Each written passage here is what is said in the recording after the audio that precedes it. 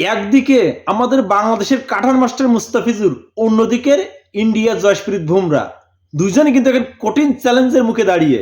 কার মাথায় উঠবে purple cap? 14 তারিখ এই দুই দল মুম্বাই এবং চেন্নাই পরস্পর মুখোমুখি হবে এবং সবার নজর থাকবে কিন্তু মুস্তাফিজুর এবং বুমরার দিকে। ইতিমধ্যেই বুমরা কিন্তু ব্যাঙ্গালোরের বিরুদ্ধে বোলিং তাণ্ডব চালিয়ে পার্পল ক্যাপটা তার মাথায় নিয়ে গেছে। তাই 14 তারিখ ম্যাচে মুস্তাফিজ এবং বুমরা কঠিন চ্যালেঞ্জের মুখে দাঁড়িয়ে। কার মাথায় উঠবে পার্পল ক্যাপ, মুস্তাফিজ নাকি বুমরা? আমাদের মুস্তাফিজুর রহমান 4টে ম্যাচ খেলে কিন্তু 9 উইকেট নিয়ে এখন পর্যন্ত 3 নম্বর পজিশনে আছে টপ উইকেট টেকারের।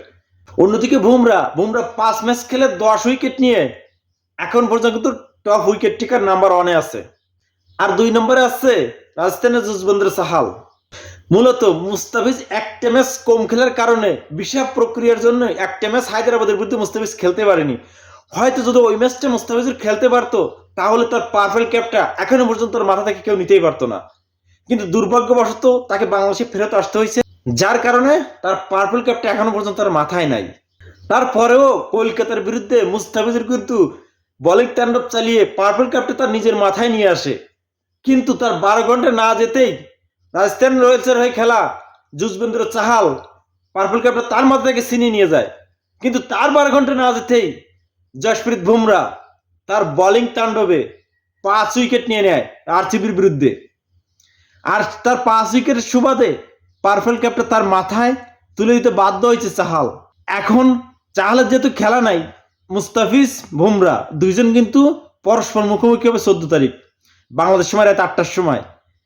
এখন দেখা যাক এই চ্যালেঞ্জে কে জয়ী হয়, মুস্তাফিজুর রহমান না বুমরা। পরপর 3 ম্যাচে মুম্বাই 3টেতেই হেরে কিন্তু ব্যাকফুটে চলে যায়। মুম্বাই দেখা দিল কিন্তু এক ছন্ন ছাড়া বোলিং এবং ছন্ন ছাড়া ব্যাটিং।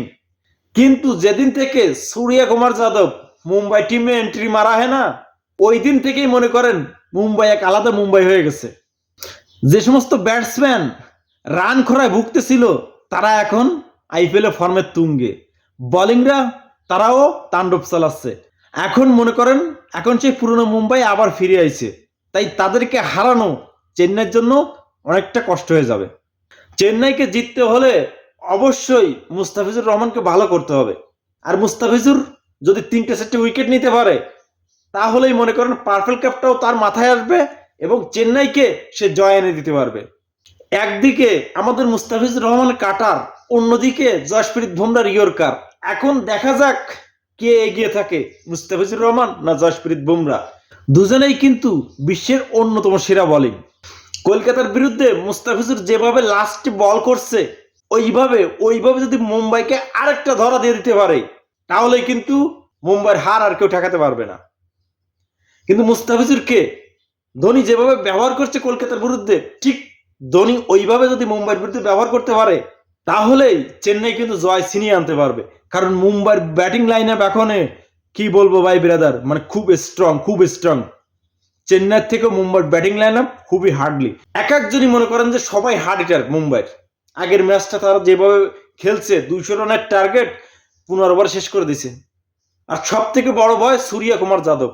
এটাই তো মানুষই না ভাই, এটাই রোবট। ঠিক আছে, যে সময় পিটায় মানে সামনে কে আছে দেখে পিটায় না, মানে উড়ো দাঁড়া এদিক সেদিক যেমনি সেমনি শুধু পিটাইতেই থাকে। তাই চেন্নাই সুপার কিংসের প্রথম টার্গেট থাকবে সূর্য কুমার যাদব, রোহিত শর্মা, ঈশান কিষান, মানে এরা এখন ফর্মের তুঙ্গে আছে। তাই এদেরকেই প্রথমে তাড়াতাড়ি আউট করতে হবে, তাহলে কিন্তু চেন্নাইয়ের জয়টা সহজ হয়ে যাবে। মুম্বাইয়ের টপ 3-4টে ব্যাটিং চেন্নাইয়ের কিন্তু তাড়াতাড়ি আউট করা লাগবে। তা না হলে তাদের যে টপ যে 3-4টে ব্যাটিং আছে এরা যদি একজন প্লেয়ার দাঁড়ায় যায় তাহলে চেন্নাইয়ের কপালে কিন্তু ঘুর আছে। এখন সবার একটাই প্রত্যাশা, সেটা হচ্ছে পার্পল ক্যাপটা কার মাথায় উঠবে। খেলা হচ্ছে মুম্বাই চেন্নাই, কিন্তু নজর কিন্তু 2টা প্লেয়ারের দিকে। একজন আমাদের মুস্তাফিজুর রহমান, অন্যজন জশপ্রীত বুমরা। কে হবে সেরা, পার্পল ক্যাপটা কে মাথায় নিবে? তো ভাই ব্রাদার অবশ্যই কমেন্ট বক্সে জানাবেন আমাদের মুস্তাফিজুর কি পারবে মুম্বাইকে হারিয়ে তার বোলিং তাণ্ডব দেখিয়ে আবারও পার্পল ক্যাপটা নিজের মাথায় নিতে।